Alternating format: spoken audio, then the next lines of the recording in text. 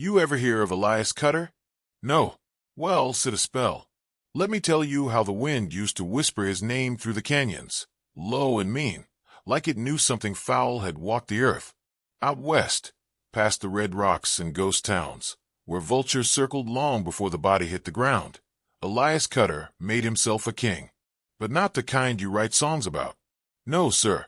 Cutter didn't rule with honor or grit. He ruled with chains and coin. And the women he bought, he treated 'em like horses. Some say worse. It was late summer, 1887, the sun hanging heavy like God's own eye squinting down in judgment, when Cutter rode into Dry Fork Trading Post. Dust clung to his coat like smoke. His boots, black, polished, expensive, made the floorboards groan with every step. Behind him, Samson slouched and spit, a hulking thing of sweat, stink, and slack-jawed menace. Folks looked away. They always did. The trader, old Jim Tarp, brought the girl out from the back like she was a sack of grain. Joetta Ray, 17 if a day. Green eyes clear as creek water, wrists raw from rope burn. She didn't cry, didn't flinch. Just looked at Cutter the way a wildcat looks at a man reaching for its tail. Still, coiled, waiting. How much? Cutter asked, voice like a cracked gravestone. Jim scratched the back of his neck. She ain't broken in yet. Bit mouthy. Took a switch to Clara and kicked me when I grabbed her arm. Cutter grinned, just a sliver of yellow teeth. Good. I like 'em with spark. Means they last longer. He dropped a sack of coins on the counter without even counting. Samson grabbed Joetta's shoulder hard enough to make her wince. She didn't yelp, didn't beg. That's what made Samson chuckle. He liked 'em scared. But the quiet ones, they gave him the creeps. By sundown, the wagon rattled into Cutter's spread, the Crimson Yoke. A cruel name, but fitting. The ranch sat squatted in the dust like a prison built of wood and rust. Fence posts slouched. Barbed wire snarled. The bunkhouse leaned southward like it had given up. Behind the barn was the women's quarters, if you could call it that. 8 of them, maybe 9. Pale faces at the barred window, watching the new girl with eyes that looked 10 years older than they should have been. They didn't speak when Joetta was pushed inside. Just looked. One woman, dark-haired with cheekbones like a hawk's, shifted to make space on the thin mat. Joetta sat, her chain clinking against the floor ring. That sound had echoed more than footsteps in a chapel. It said everything. That night, Cutter came in.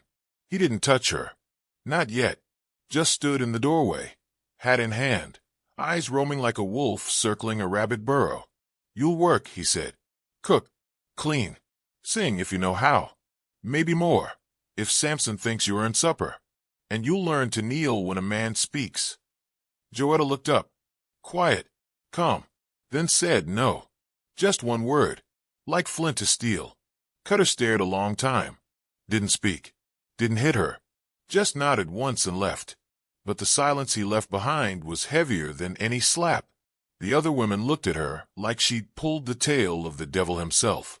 Samson came by later, drunk and swaying, his breath like kerosene. He laughed when he saw Joetta curled in the corner with her back to him. You think you're better in them, he slurred. You think he won't break you. Joetta didn't answer.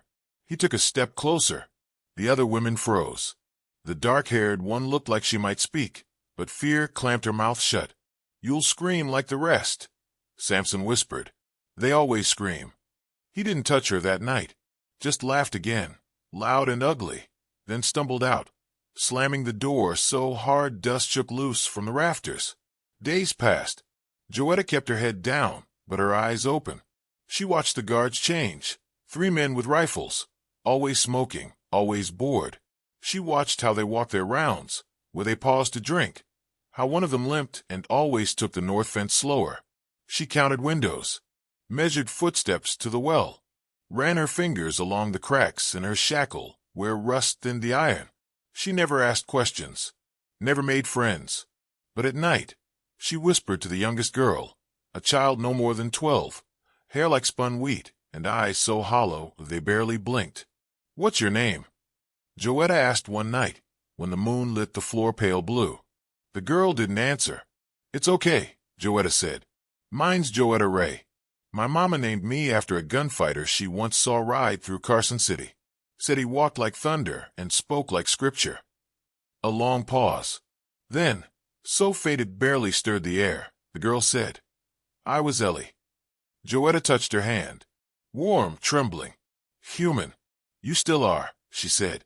The next morning, Samson grabbed Joetta by the collar and dragged her to the horse trough. Dunked her head under while Cutter watched from the porch with a glass of rye. She talking too much, Samson said, slapping her head back into the water. She'll learn, Cutter replied. They all learn. But Joetta didn't cry, didn't beg, just stared up at Cutter, hair dripping, lips split, and whispered, I hope you drown in your own blood. Cutter raised his brow. For a moment, something flickered behind his eyes, something old. Not fear, not respect, just interest. Chain her separate, he told Samson. She's different. They bolted her alone, near the smithy, where the night fires never died and the smell of burning iron clung to the air. She could barely see the women now, couldn't speak to Ellie, but she could still watch, and count, and plan. That night, a coyote cried in the hills. The sound echoed like morning. Joetta didn't sleep. She ran her fingers along the shackle again. Noticed a crack just wide enough for a sliver of metal. A loose nail lay by the forge. She tucked it into her skirt when no one looked. The wind rose. The clouds rolled heavy.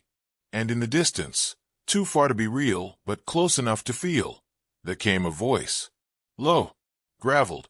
You ever hear of Elias Cutter, the man who bought women like horses? Joetta smiled, eyes full of fire.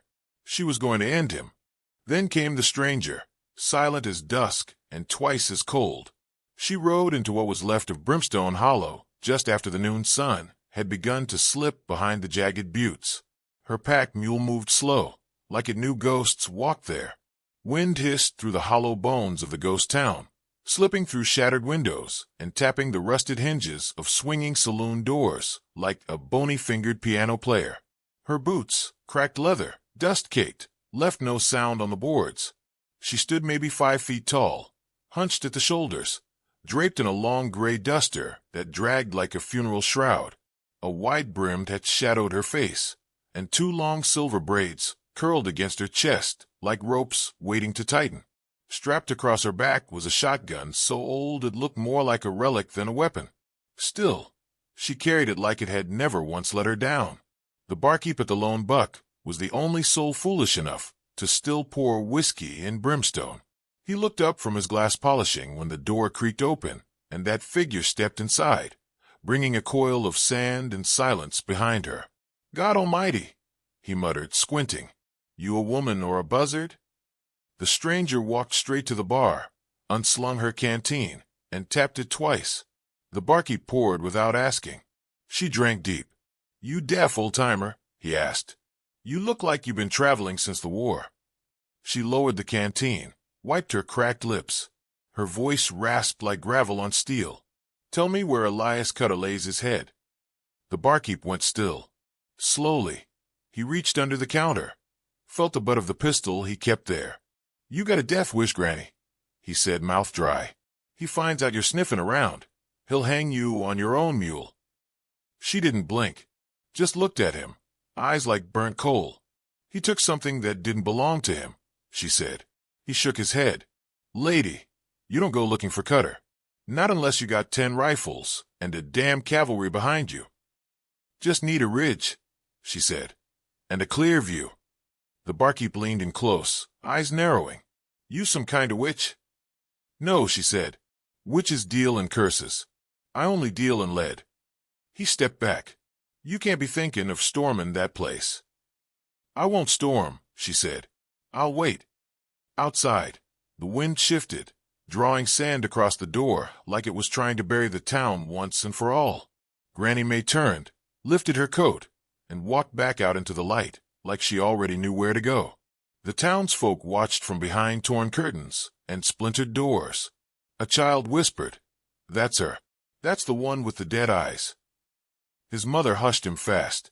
By nightfall, she had found a ridge, 2 miles south of Cutter's Spread, hidden by mesquite and boulders big enough to block bullets.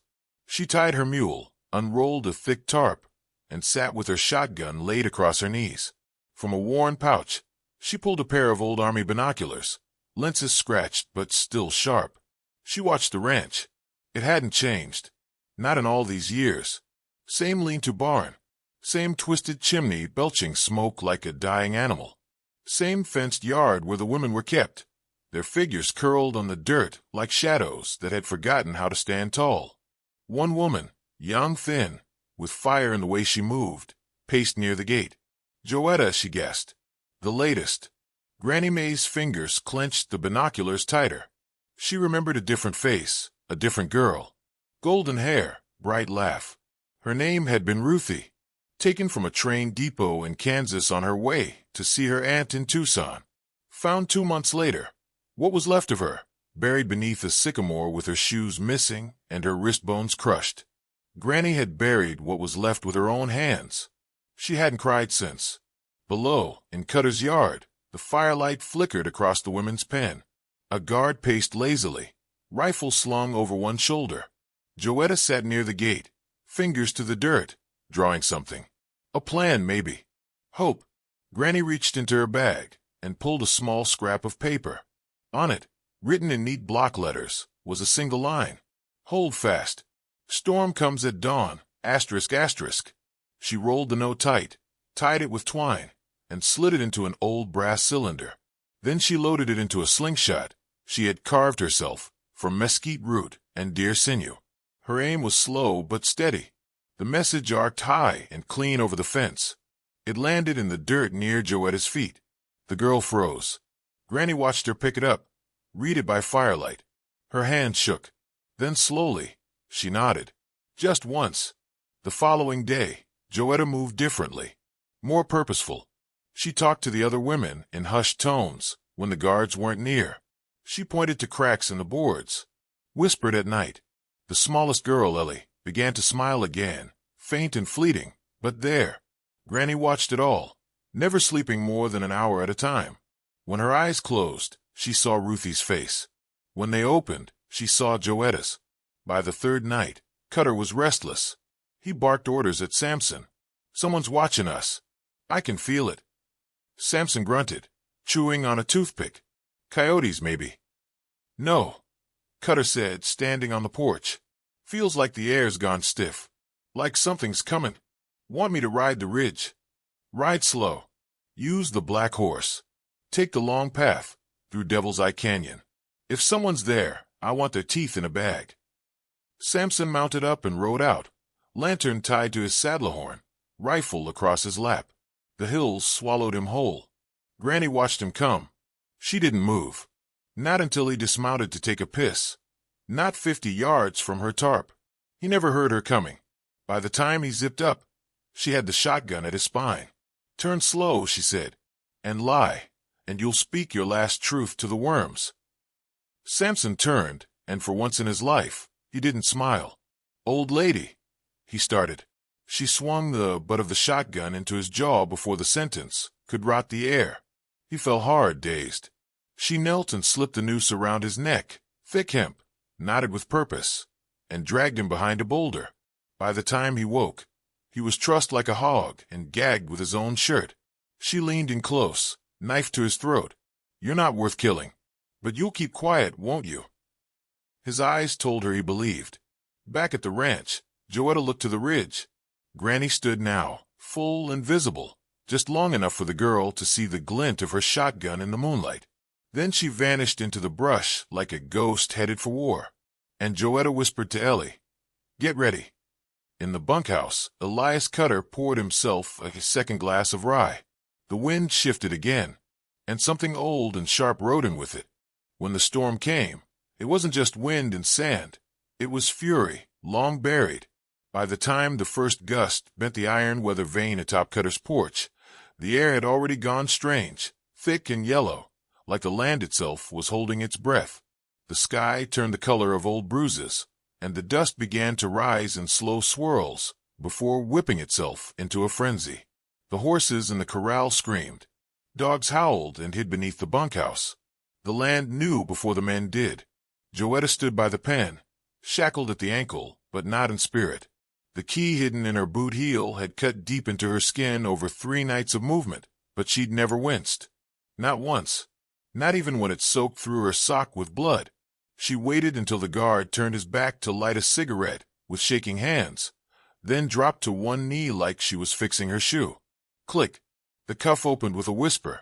The chain fell into the dust. The horses shrieked again. Only this time, it wasn't the wind. Fire bloomed in the stables like the breath of hell. Orange tendrils leapt skyward, smoke billowing thick and fast, whipped east by the wind. The dry hay, the old wood, all of it went up in seconds. The guards scrambled, shouting, pointing. One ran for water, 2 more toward the flames. No one saw Joetta open the bolt on the pen's gate. Go, she hissed. Now. The women hesitated for the briefest second. Then the first sprinted. Then another. Then all of them. They ran barefoot across the yard, clutching one another, some sobbing, some screaming. Ellie clung to Joetta's hand, eyes wide with terror. From the porch, Elias Cutter stepped out, eyes squinting against the grit and smoke. He didn't speak, just lifted his rifle and fired once. A woman near the fence jerked backward and crumpled. The others screamed louder. Joetta turned and shoved Ellie toward the smoke. Keep running. Don't look back. She spun to find Samson barreling from the bunkhouse, shirtless, blood trickling from a fresh welt on his temple. Somehow he'd slipped his binds. His eyes locked on her like a wolf to a bleeding fawn. You little bitch, he roared, drawing his knife. He charged. Joetta didn't run. She bent low, grabbed a broken horseshoe from the dirt, one she'd noticed days before, and met him head-on. The collision sent her sprawling, but she twisted, rolled, slashed upward with the jagged metal. The rusted edge bit into Samson's thigh. He screamed, swung wild. The blade sliced across her shoulder. She gritted her teeth and plunged the horseshoe into his belly, twisting with all the hate she'd stored in her bones. Samson staggered, dropped the knife, and fell to his knees. Blood bubbled from his mouth as he tried to curse one last time. He didn't finish. Smoke curled around Joetta's feet as she rose. Behind her, someone screamed again. Cutter's men had regrouped, 3 of them, rifles cocked, stalking toward the fleeing women like they were hunting game. Then came the sound of a shotgun. Not wild, not panicked, measured clean. The first guard fell with his chest opened like a split log. The second turned too late. Granny May walked through the smoke with a limp and a look that could shatter stone. One hand held her shotgun. The other, a hatchet blackened from old use. Blood already stained her duster. Cutter stepped down from the porch. You, he growled. Hell, I figured you were dead. Granny kept walking. I was, she said, but I came back meaner. He aimed. She moved fast, faster than any woman her age should have been able. The bullet grazed her side. She dropped behind a water trough and returned fire. The blast tore the third guard off his feet. Cutter ducked behind a post and reloaded. You come here for justice, he shouted. She stood, blood running from her hip, eyes dark as night. I ain't here for justice, she said. I'm here for revenge. The next shot split his shoulder. He screamed, dropped his rifle, scrambled backward. Joetta charged him with a rage that didn't belong to a girl. It belonged to every woman he'd chained, bought, and broken. He drew his pistol with trembling fingers, but Joetta knocked it from his hand. She slammed him into the branding rack. The coal still glowed beside it. Wait, he gasped, blood dribbling from his lips. Don't, please. She picked up the iron with both hands. It hissed as it lifted, a devil's whisper. Your name, she said, deserves to be remembered. Then she drove the branding iron into his forehead. He screamed once. Then never again.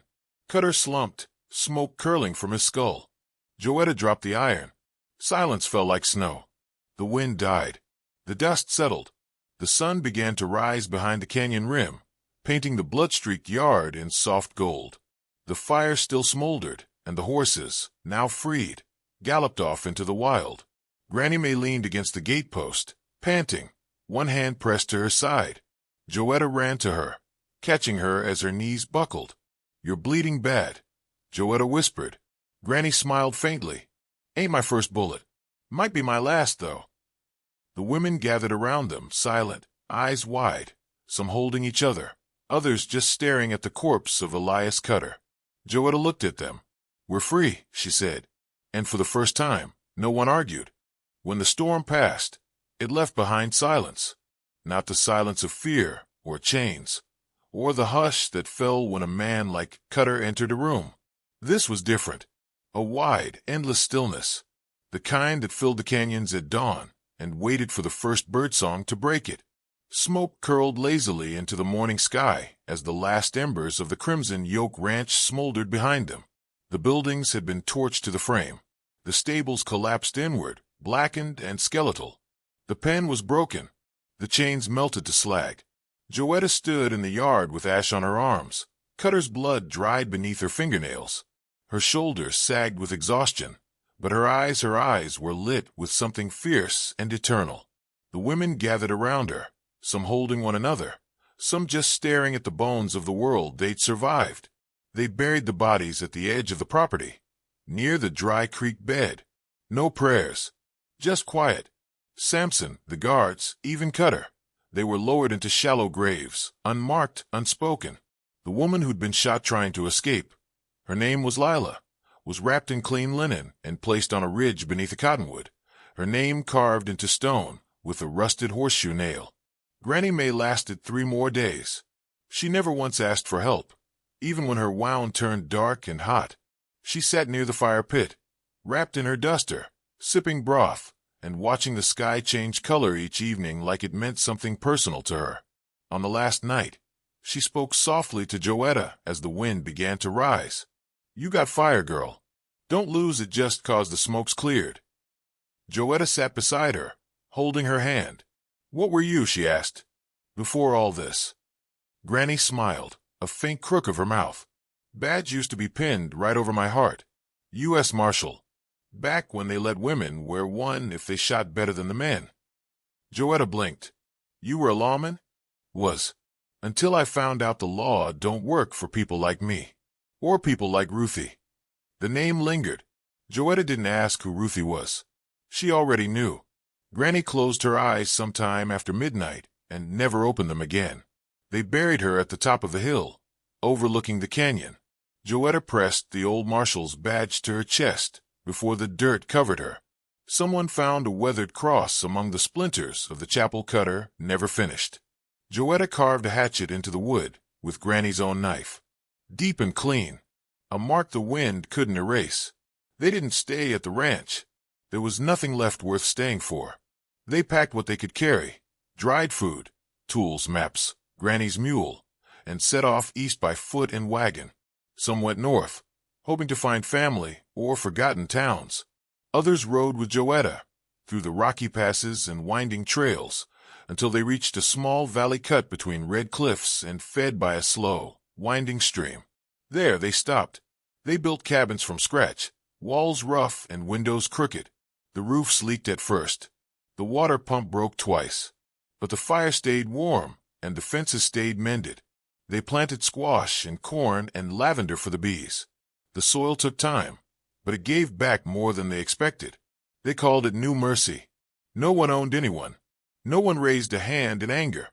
And if a traveler passed through with bad intentions, they found themselves looking down the barrel of a woman who had known what it meant to be hunted, and who would never be hunted again. Ellie learned to read. She read everything. Joetta gave her the only book she owned, an old, torn copy of The Life of Annie Oakley, and Ellie read it till the cover crumbled. By 16, she was teaching the valley's children beneath a big cottonwood by the stream. Her voice was soft, but her stare could turn rowdy boys to stone. Mara, the hawk-eyed woman who'd once made room for Joetta on that first night, taught herself to ride and shoot. She patrolled the cliffs every week, rifle slung over her shoulder. In time, the county took notice. Folks voted her sheriff without a second thought. First woman to wear a badge since Granny May, and she earned every inch of it. As for Joetta, she never took a title. She didn't need one. People followed her because they remembered. Because when things got hard, she didn't blink. When a fence broke or a child went missing, she was the one on horseback, tracking the trail through Coyote Country, always returning with someone in her arms. Years passed. and stories spread. Some said the women who burned Cutter's place vanished into the hills, became witches or ghosts. Others said they built something better than what any man could give them, a town without chains, where no one bowed their head unless it was to pray or bury the dead. Children grew up hearing the tales. They'd ask their fathers, "Is it true? Did a girl and an old lady really take down Cutter's whole gang?" And the fathers, tough men with scars and weathered hands, would just nod, slow and quiet, because they'd heard the tale too. And if you ride far enough west of Brimstone Hollow, past Dust Canyon, where the wind hums like a hymn and the red cliffs glow like fire at dusk, you might find a wooden cross standing alone on a ridge. No name, just a carved hatchet, worn smooth by sun and time. Tip your hat if you pass it. That's where freedom started, not with a man, but with a girl and a ghost.